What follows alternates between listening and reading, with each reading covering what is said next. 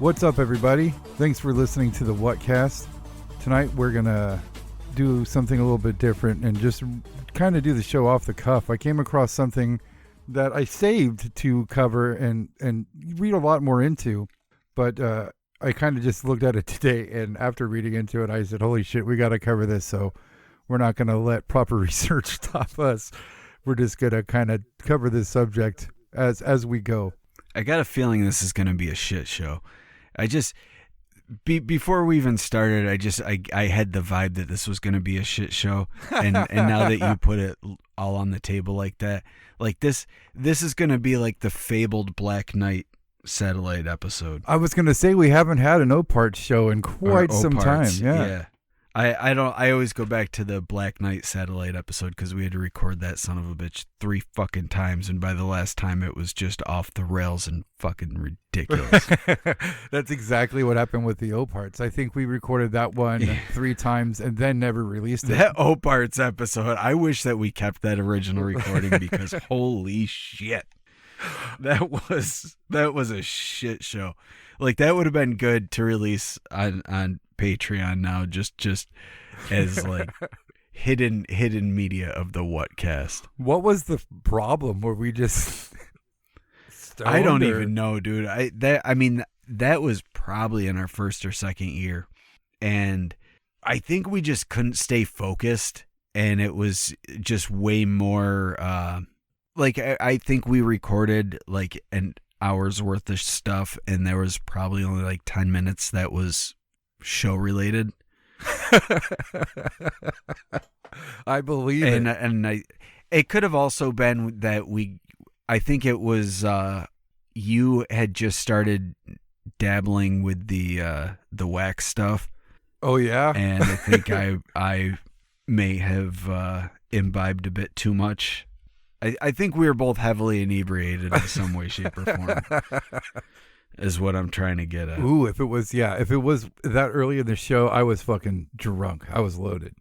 Yeah, could have been that. I don't know. I remember that it was a complete and utter train wreck, and I don't think anybody would ever find that entertaining. But probably someone would enjoy it just for being just a complete fucking car wreck. And like, look at these assholes. Who the fuck do they think they are? Right. Yeah, and that's our luck. We talked about that once, and the folks on Patreon said, fuck that, release the fuck up shows like that. We want to hear that stuff, and we haven't had a fuck up show since. I know. But guys, when we do get a fuck up show, we'll release it solely to the patrons because they're the loudest ones asking for that shit. For some reason, they're gluttons for punishment, I guess. Yeah, but we haven't had one, so although I was that Carla Turner episode that came out a couple weeks ago, or maybe last week, whenever it was, we had recorded that like 3 or 4 weeks prior to its release, but I was using an old mic because I was having problems and the sound was all fucky. So Mateo was working on it, trying to get cleaned up, and I was just about to suggest just put it on Patreon and just let them have it in its shitty glory. But he was able to clean it up, so we didn't have to record that again, thankfully. Yeah. I think the only show that we have that's in the pocket that we haven't released or never released is the episode where we used AI to generate images of known cryptids to see how good it would be. Oh, I forgot. I remember we recorded that. I couldn't remember if that was supposed to be a show or if that was for patrons. I don't remember. Yeah, me neither. It's just on my desktop. I think I'm just going to use it for YouTube because it has imagery with it. It's not, what's the point of fucking... Oh, yeah. Yeah, good point. Good. Yeah. See, I'm a thinker. I mean, we could throw it on Patreon. Anyway, we're not here to talk about what we're going to do on Patreon. Although you should absolutely join. You should 100% join Patreon and do all that stuff. And I would like to point out that we're 5.5 minutes in and we haven't started, so Mike is correctly... And we've already gone off the rails. We wasted your time talking about what we're going to put... And we're still doing it. We're still fucking doing it. So anyway, bottom line, patreon.com/thewhatcast. Go join, get ad-free shows. And if you want to join the upper tiers, you get other stuff like bonus content, bonus audio content. Perhaps join the sticker club, get a sticker every month. Maybe you want Mateo to draw a neat little picture and then make prints of it, and you get exclusive prints signed by Mateo's dick. Gosh, now if anybody requests me to do that, I mean, I'm going to have to You now. too could have a piece of Whatcast history with Mateo's DNA. Oh, see, okay, I was thinking of like using that to hold a pen, but wow, all right. You've got a prehensile dick.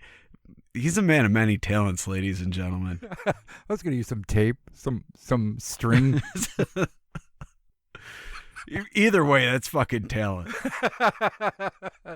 Oh, man. A lot of control there, you know? A lot of control. It's going to be an Oparts episode. All right. So we're going to try to get this show going. What we're here to talk about tonight, the article that I was mentioning earlier, is a word I've never seen before, and I found it looking up how people can tell ghosts are around and stuff. And me and Mike have always called that the holy shit, like the over the fear. Yeah, this overpowering sense of fear and doom, and it doesn't come from you. I came to this term called the Loosh, and I didn't get to read into it until today, like I said, but this is a word coined by a gentleman named Robert Monroe.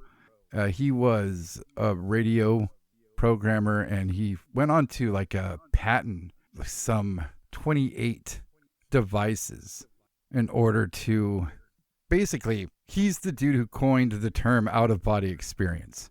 I don't know if you're familiar with the Monroe Institute, Mike. Yes, I am. Yeah, that's this. He started it. Okay. I think I'm pretty sure that I used to have a book by him. Oh, wow. Yeah, I can't remember the name of it, but I don't have it anymore, so it's irrelevant. But I'm pretty sure I used to have one of his books that I read like 20 some odd years ago. Journeys Out of the Body. Does that ring a bell? Yeah, it does. Yeah, that might be it. That might be it. It could be. Well, he got into these out-of-body experience experiments. I don't know, but he got into it so much that he patented, like I said, over 28 devices that were able to, he claimed, to activate these parts of the brain to trigger these out-of-body experiences through sound. That was his big thing, being in radio and all that stuff. Allegedly. Yeah. So through the years, we've talked about and wondered why ghosts and stuff, demons, whatever, all that stuff come around. What do they want? What do they want from us? And we talked a little bit about traumatic mind control in the Carla Turner episode. And we talked about gathering negative energy like that. And that's basically what this term comes from. I'm going to read directly here from this article, which I'll link so you guys can see it. It says, a term applied to energy production by human beings and animals that other entities use to feed from.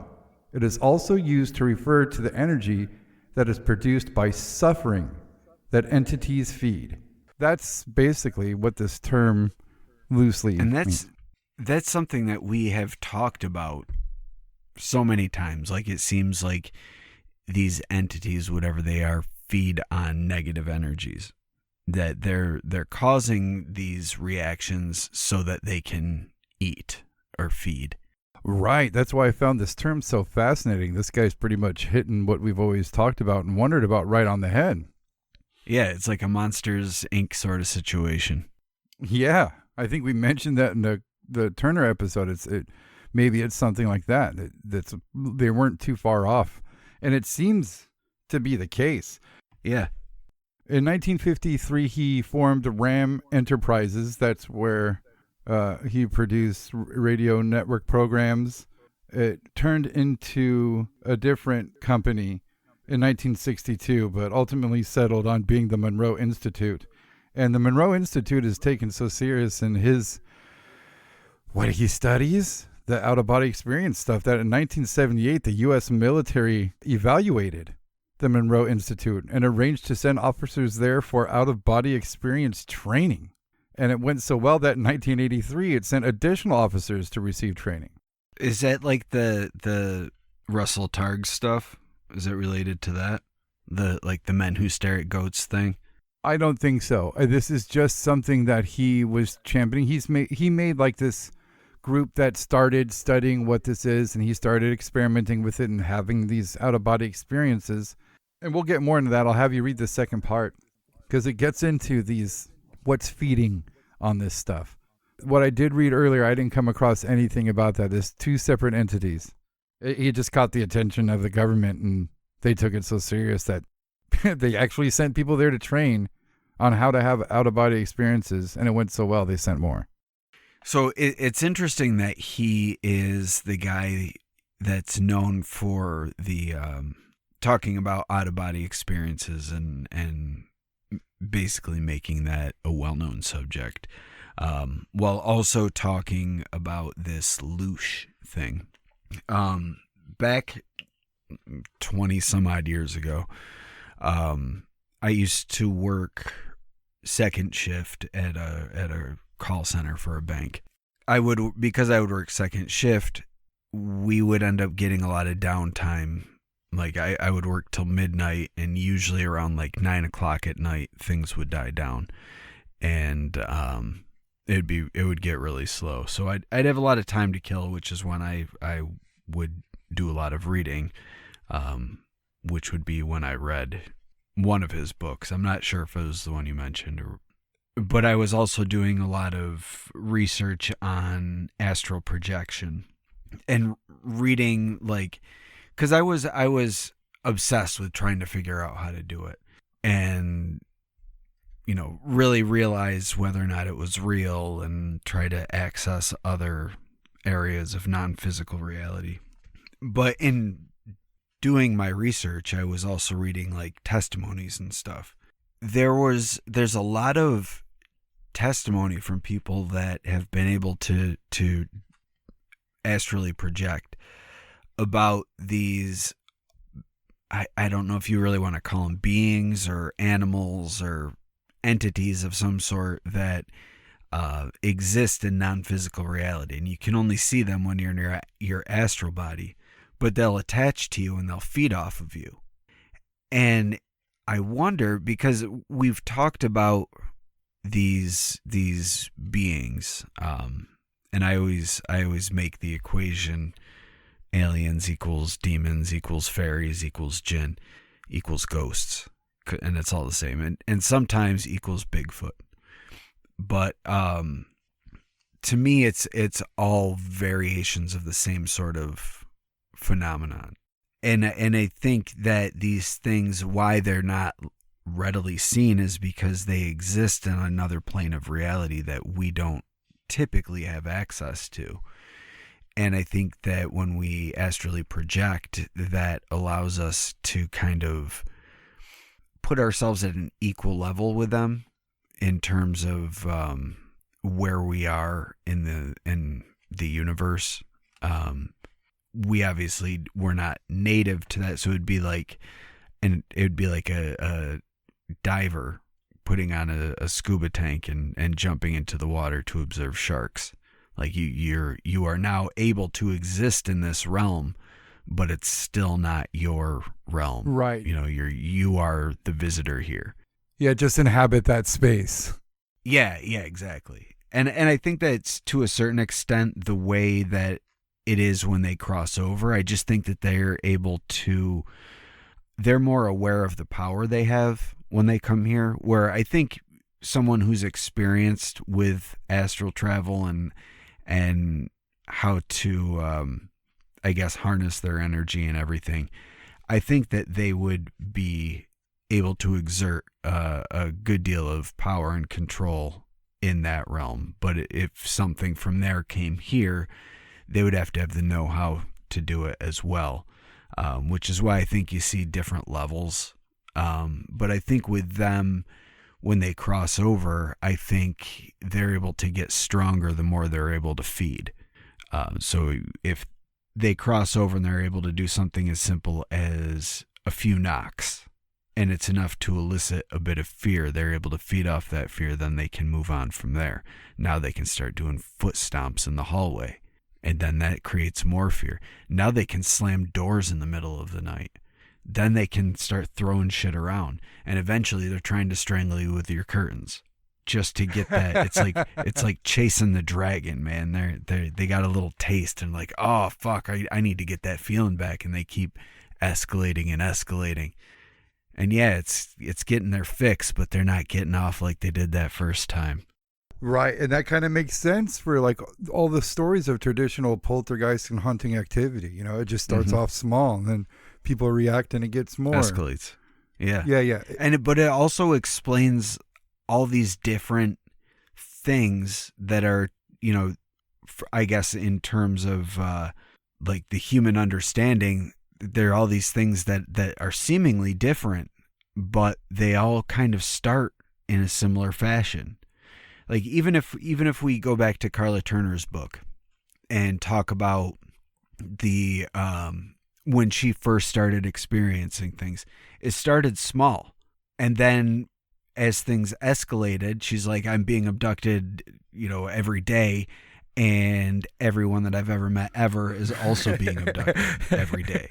You know, that's an extreme case there with this sort of situation, but you hear it all the time in haunting case after haunting case after haunting case.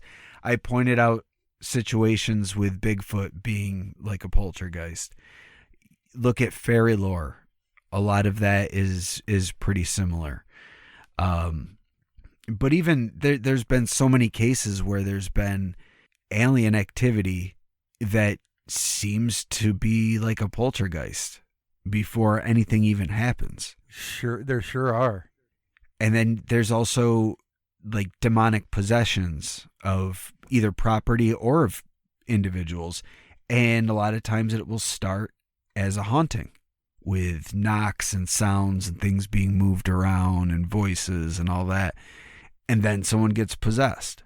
So there's all these similar hallmarks that kind of you got to tick off and be like, well, is it just coincidence that all this stuff kind of unfolds in the same way, and it's all based around negative reactions? And isn't it also weird how things will escalate when there's negative emotions already present in the house? Almost like it's feeding more, it's getting stronger. Yeah, it makes me think of like old episodes of Unsolved Mysteries when they'll have like somebody claiming there's a peaceful ghost in their house or a friendly ghost, and they'll capture footage where shit's flying off the shelves and they talk to it. They'll be like, hey, knock that off. I was using that. And that's where it ends. They're not giving the negative reactions and the fearful reactions, you know. And if you think about it, when you see footage to where like stuff's flying off the walls and there's bangs and stuff and people are screaming, it's because people are screaming. People are freaking out. It kind of coincides with what you're saying. Yeah. Or where there's a situation, say you've got a couple that's living together that's fighting a lot. You're going to see the activity increase during that time because there's already stress in the household. There's already negative feelings. And if it's able to add to that, like that's a fucking feast. That's like being like, well, why settle for a bologna sandwich when I could have Thanksgiving, you know? Just throw it out there and let's get shit going. Yeah, who likes eating alone too? So they're gonna tell everyone. Yeah. Put on a big spread and invite the neighbors. Absolutely. Okay, so that's to see here the next section in this article or this page. It seems to be like a Wikipedia of creepy stuff, and you know the type of stuff we would all like. The title is called "A Negative Emotional Energy Collection." So there it is, Mike. So they already had a name for this. Would you mind reading that section, Mike? Yeah, I will, but I'm gonna preface this by saying that this is very new age woo woo stuff. Right. This is not necessarily our views. This is the views of Monroe, dude. So this is just. Yeah. So according to Mr. Monroe Institute himself, there are these things called reversal networks The reversal networks are collecting life force from all the collective fields of all Earth inhabitants. And the result is creating more black force on the planet and sending energetic currents into reversal patterns and blah, blah, blah, AI, evil aliens, blah, blah, blah. So, like I said, well, while I'm reading this, if you've got a crystal butt plug that you can hold close to your heart and now's the time. You know, thank Ishtar and do all that, now's the time. Protect yourself from the negative alien agenda. But anyway, these reversal networks are collecting life force from the fields of Earth inhabitants and producing this black energy that goes out and does spooky, evil things.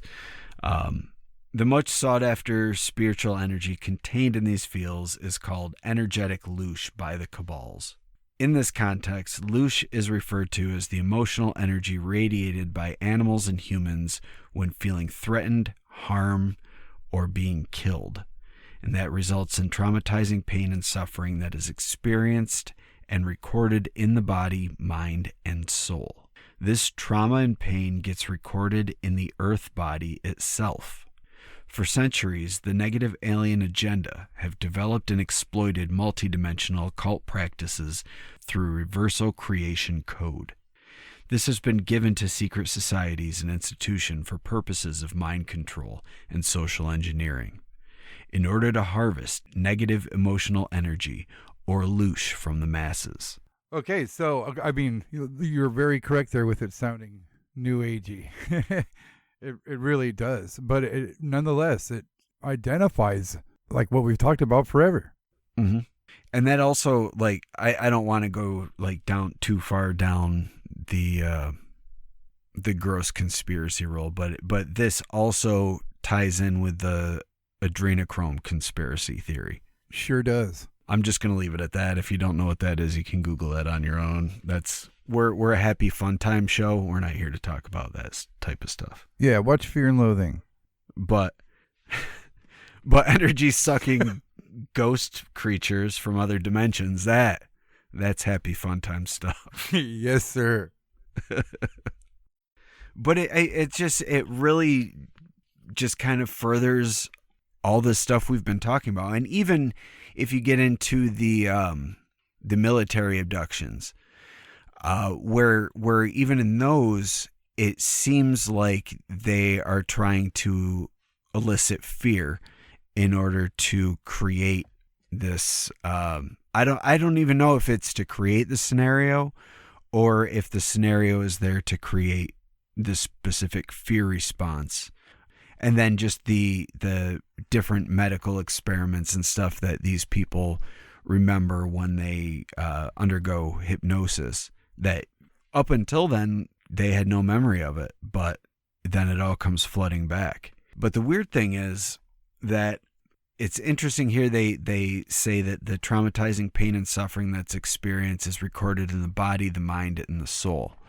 Because a lot of these people that have experienced this sort of thing, or even not even necessarily abduction experiences, but there's a lot of people that have kind of at one point or another blocked out a traumatic experience, and it's not a memory that they can recall, but it's like they still carry the trauma of that, even though they can't recall the memory.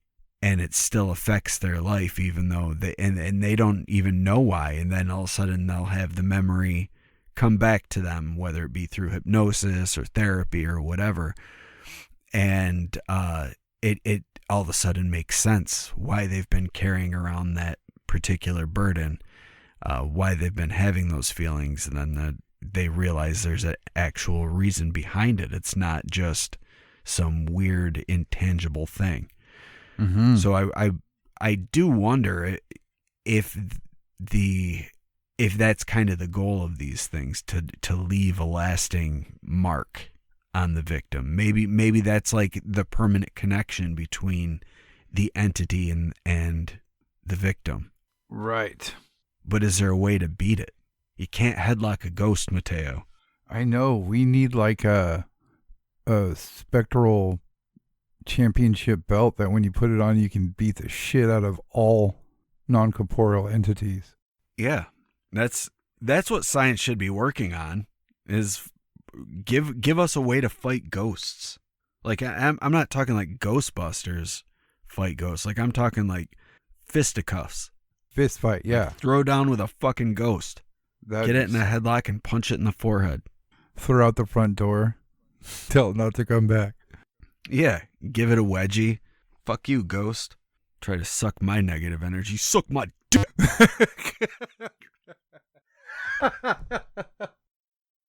So, Robert Monroe, in his book Far Journeys, writes of contact he had with a light being in an out-of-body experience. Monroe is arguably the world's foremost researcher on out-of-body experience, and he started the Monroe Institute with trainee researchers to scientifically investigate the phenomenon. Reportedly, the light being told Monroe that when humans die, their energy is released and harvested by transdimensional beings who use it to extend their own lifespans. So we're essentially the cosmic fountain of youth, guys. So that's what our existence in the universe is, the cosmic fountain of youth for transdimensional beings. So feeling pretty special. Yeah. So this claim is that the universe is a garden created by these beings and we are their food source. So we're like fucking spinach and carrots. Doesn't that make you feel special, guys? According to Monroe's story, animals are intentionally positioned on this planet to feed on plants and on each other, thereby releasing the life force of their victims so it can be harvested. In a predator-prey struggle, exceptional energy is produced in the combatants. The spilling of blood in a fight-to-the-death conflict releases this intense energy, which the light beings call Loosh. Loosh is also harvested from the loneliness of animals and humans, as well as from the emotions engendered when a parent is forced to defend the life of its young. Another source of Loosh is humans' worship. So this is like the reason we have war and religion. Yep. Because of Loosh. Yes, sir. That's what it sure sounds like. They're double dipping with cultures like the Vikings, who war is tied deeply into their religion. You devious pricks. They've had it all figured out before we did. Yeah. According to Monroe's informant, who again is a light being, our creators, the cosmic energy farmers, intentionally equipped animals with devices like fangs, claws, and super speed. What animals? I mean, I know a cheetah can run fast, but I wouldn't call that super speed. Like, we don't have fucking Quicksilver running around or anything. Probably compared to a human. Right. All right. So they intentionally equipped animals with devices like fangs, claws, and super speed in order to prolong predator-prey combat and thereby produce more Loosh. In other words, the greater the suffering, the more life force is spewed from our bodies, and the tastier the energy meal for our creators. This story told to Monroe, which threw him into a 2-week depression, understandably, corresponds to reports in some of the world's oldest scriptures, the Vedas, Upanishads, and Puranas of India. There, we read that the universe is upheld by sacrifice, and that all who are living in this world are the sacrificers. There is none living who does not perform yagya, which is sacrifice. The body is created for sacrifice and arises out of sacrifice and changes according to sacrifice. I don't know. I think they're kind of grasping at those tie-ins. I don't think that necessarily relates to us being vegetables in the garden of some cosmic being, but I guess, like, if you're looking at it from a energy standpoint, it makes sense. Like, there's so we're all familiar with this story or with the idea of reincarnation, where you die and your soul comes back until you reach nirvana, which is basically returning to the source from which all creation comes. But there's the Gnostic Christians, which believe they've got this concept called the pleroma, which is complete unity within the Godhead. And from the pleroma, there are different levels of creation. And the further you get from the center of the pleroma, the more distant it becomes from the source. So there's this whole mythology set up where one of the children of God created the demiurge, which is what then created all physical reality, so all matter, and corrupted creation. And the demiurge is what would be the God of the Old Testament. But the belief is that when you die, you're able to return back to the Godhead. So if you kind of think about it, like the Godhead being, say, a glass of, or a pool of water, let's say, and you could take a glass, scoop out of that glass, and you're taking away the energy and bringing it to another area. And then each drop of water could represent a life. And you can take a drop of that water out of the cup, bring it back over to the pool, and you drop that water in the pool. That drop of water still exists, but it exists within this great big pool now, and it's become integrated with this pool. But that drop of water still does exist.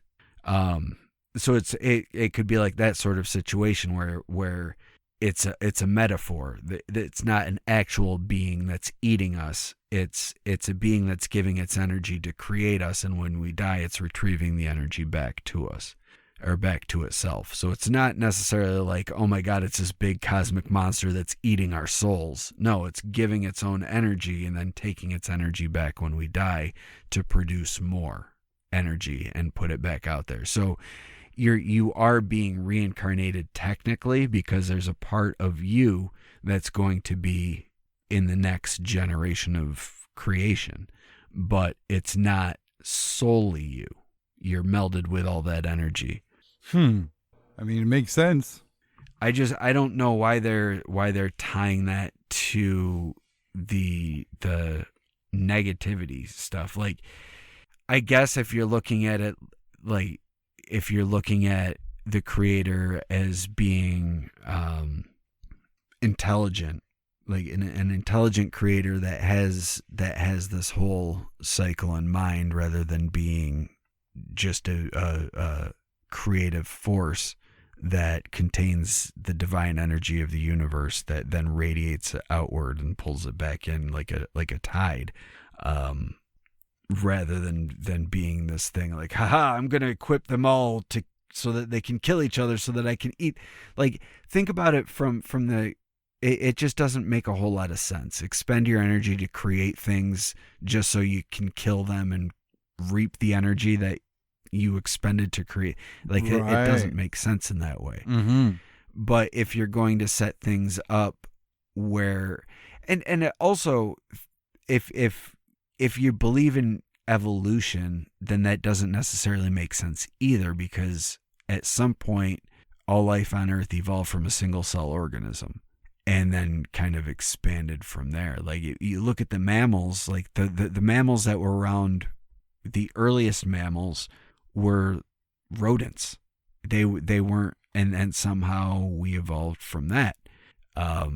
So it doesn't really make sense to me that it's like this, because the way that it's painted here is more like this is this evil, like it's like Lovecraft shit, you know, this evil entity that's out in the universe just creating life so that it can kill it and drink the life force. Like, it just seems like the mythology of a nihilist. Right. Yeah, the reason why I found what this page is talking about so interesting was how much it is kind of backed up. You got to kind of take it a a little serious when the government's sending people to there get it trained on it. Like that's like nobody believed in the whole astral projection stuff until they made a movie about goats about it. And find out the government's using that shit. But it just startled me to how much it matches up. Yeah, but I don't really think that necessarily gives it credence there, because there was a period of time where the government seemed to just be throwing a bunch of shit at the wall just to see what would stick. Like there was a lot of stuff about remote viewing and psychic research and being able to kill people with mind bullets or things like that. I don't know if it necessarily. I think it was more curiosity, like, well, does it work? Oh no, dude! You can I go don't watch. know really how much serious funding and time was put into it before they pulled the plug, or maybe they had really good results and it just went dark so that no one could find out what was going on. Yeah, you can find plenty of interviews with people who can back up with their paper trail, like Bobby Lasers can, about working with the government, and they claim to be remote viewers. There's the Russell Targ stuff is crazy. Yeah, there's somebody who was on Sean Ryan's show this year, who, I mean, it's as far as I understand, all the remote viewing, the astral projection stuff, all that stuff's pretty much been declassified, and none of that was bullshit. They use that and use that and use that because it was successful. There was they interviewed this one lady who said she worked for the government, and they can follow her paper trail as being in the military and then moving on to different projects. But she was asked, like, have you looked at the beginning of time? What was the creation of life? Have you remote viewed to travel to that? And she got extremely uncomfortable and said, we do not talk about that. So from what I understand, all that shit's very real. I mean, I don't know how much you want to believe that, but there's many people up to this very day, who give interviews and talk about being able to do that, being hired to do that, and that being their fucking job for the government. Yeah, or you get roped into a program in college to go planet jumping with Barack Obama. Yeah. You never know. Yeah. But, well, I'm sorry, Barry Soetoro. My bad. Yeah, but what alarmed me about this page here, this information, was how much it matches up with what's going on today. We talk about all these whistleblowers that are coming out saying that they're not aliens. There's something else. And now we get this term interdimensional beings. Maybe this is exactly what they're talking about. We had Grush talk about how we're containers for something that they want. Maybe that's this energy that they need us for. Yeah, it would make perfect sense. Yeah, it just seems like all this stuff that Monroe was talking about seems to be in this, quote, great age of disclosure, which granted isn't shit, but the most we've gotten ever. It seems to match right up. Yeah, it is like with this disclosure thing that they're dropping breadcrumbs. And that's their way of disclosing it, is just being like, we're leaving a trail for you to follow the trail, and you'll figure out what's going on. And a lot of people they're not picking up on these little hints. They're still looking to the sky, to space, like where are these guys from? Are they from Zeta Reticuli? And that's a thing, and I don't think that is really where this is heading. I think that on the surface, that's what they want you to think, but just the way that they have changed phrasing, like the what are they calling the alien bodies now? Exotic material or something? Or no, what is it? No, exotic material is what the craft. Right. This is biological. What now? Biological entity. Yeah. That's what they're calling it. They're not calling it an alien. They're not calling it an extraterrestrial. They're calling it a biological entity. And UFOs are not flying objects anymore. They're unidentified aerial phenomena. It's these changes are for a reason. And you don't go from being an object to a phenomenon. That they're telling you right there that this is not what you think it is. This is not a craft. This is something going on. Mm-hmm. Exactly. It's a phenomenon. Exactly.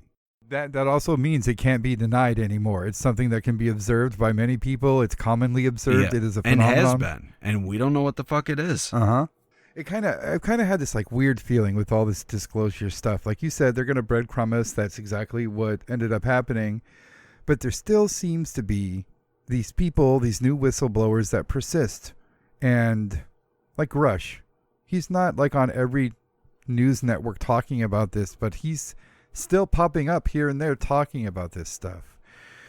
And I've just had this weird negative feeling about it. Why are they giving us the information that they are now? Why the change to phenomenon, the UAP thing? Why all this updating with all this shit? And after reading this, I kind of figured out what that negative feeling was. Tell me if you get this feeling with all this shit.